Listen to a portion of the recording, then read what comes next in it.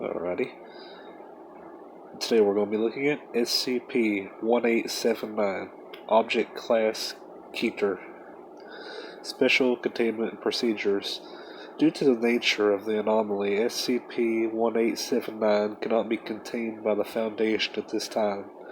Foundation agents are to monitor police reports within the state of Washington for signs of possible SCP-1879 infection. When an instance of SCP-1879-1 is found, MTF-04, aka Shoes Salesman, are to be dispatched to the location to deal with SCP-1879-1 at the minimum possible cost of those involved. All items obtained from these interactions are to be incinerated if feasible and dismantled if not. Civilians that come into contact with SCP-1879-2 are to be administered Class A and anesthetics after Foundation questioning. Description: SCP-1879 is a phenomenon that affects houses in the state of Washington, United States of America. It has been noted to only affect interior doors, which are hereby designated as SCP-1879-1. These doors are visually unchanged. However, when a sapient organism comes within 2 meters of an SCP-1879-1 instance, repeated knocking emanates from the object. This continues indefinitely until a subject opens the door.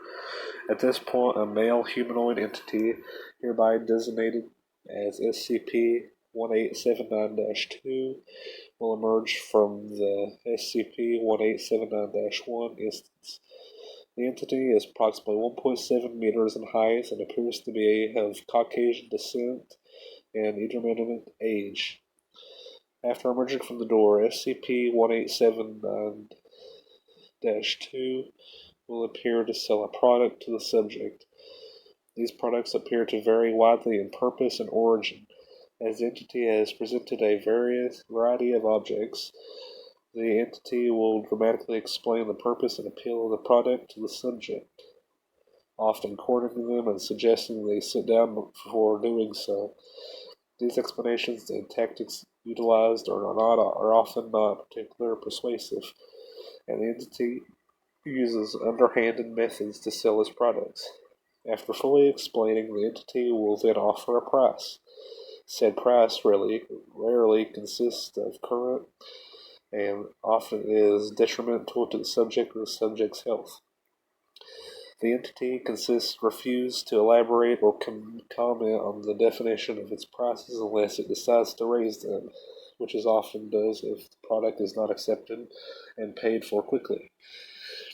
SCP-1879-2 is persistent in its efforts and refuses to leave the subject alone until the product is purchased. However, if it is sufficiently threatened or wounded, the entity will temporarily retreat back into SCP-1879-1, which will then revert back into a non-anomalous door. It will later return within the same house via a different door and confront the subject, attempting more aggressively or even threatening them to purchase their product, as well as increasing the price. Once the product is purchased, the entity will thank the subject exit the area through SCP-1879-1 instance. Retrieval Log 1879 Row. The following log is a shortened list of items obtained from deals with SCP-1879-2 along with the described price of the result. Object received. 1. Red Rose. The price statement: all I am asking for is your heart. Result: the subject expired due to the demanifestation of his cardiovascular system. Object received. 220 bananas. Price statement: give me some sugar, sweetie. Results: all candied goods within the house disappeared.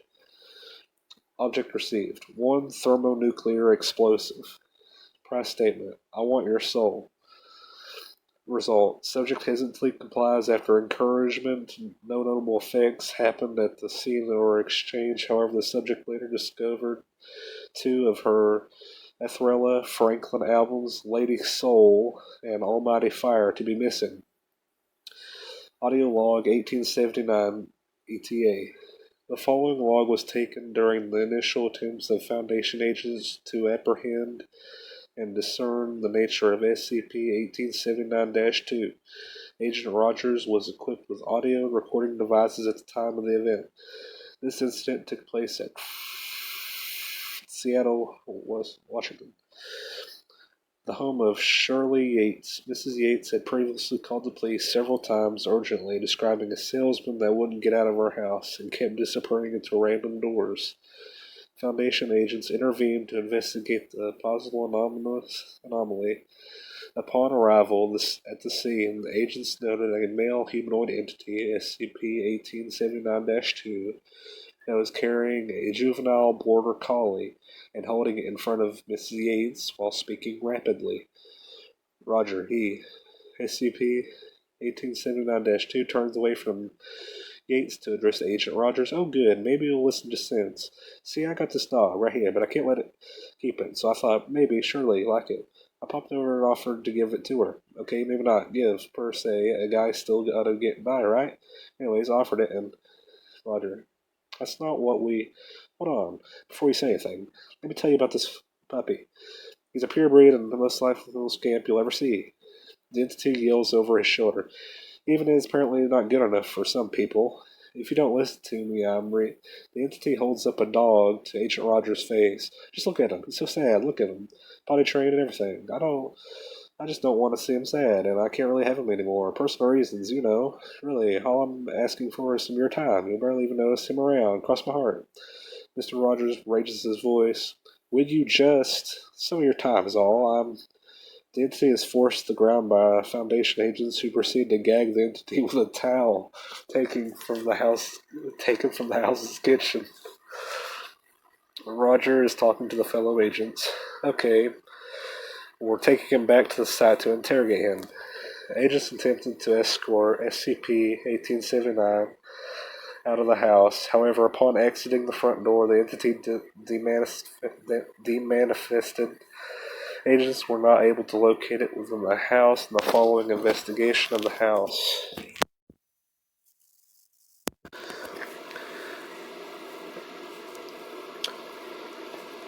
SCP-1879 later reported manifesting within the house after approximately 6 hours of Foundation agents returned to the scene. SCP-1879-2, speaking to Mr. Yates, who was cowered in a corner at the time. Ma'am, please, he just needs a home. I have to sell it. It doesn't cost any money, I promise. Just 12 years of your time. Roger is talking to his fellow agents. Try to keep the thing in the room this time. SCP-1872. Surely, just take the dog and it'll be gone. I swear on my life. Miss Yates took the animal immediately. She disappeared. Doing business with you. The entity then walked into the closet before agents could apprehend it. After passing through the doorway, SCP-1872 demanifested. Class A and anesthetics were administered to Mrs. Yates' family.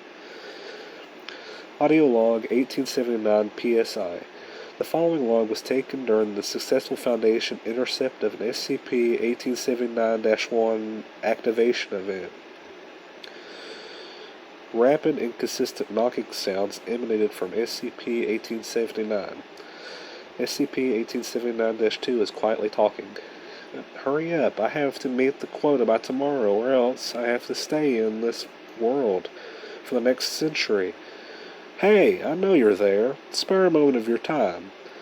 Why does the boss even need this anyways? It's not like he has any use for them anymore. A musical scale is heard emanating from SCP-1879-1's knocking cease. Yes, boss. I know. That's not what you meant by soul. I just thought you'd get a kick out of... Yes, sir. I will. Yes, I'm sorry. It won't happen again. Please don't hurt it. I'll meet the quota this time, I swear. Yes. Okay. Thank you.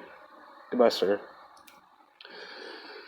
I better get out to move up to at least accounting this time. Just get me out of this place already. I paid my dues and then some. A knocking remnants till Agent Rogers opens the door.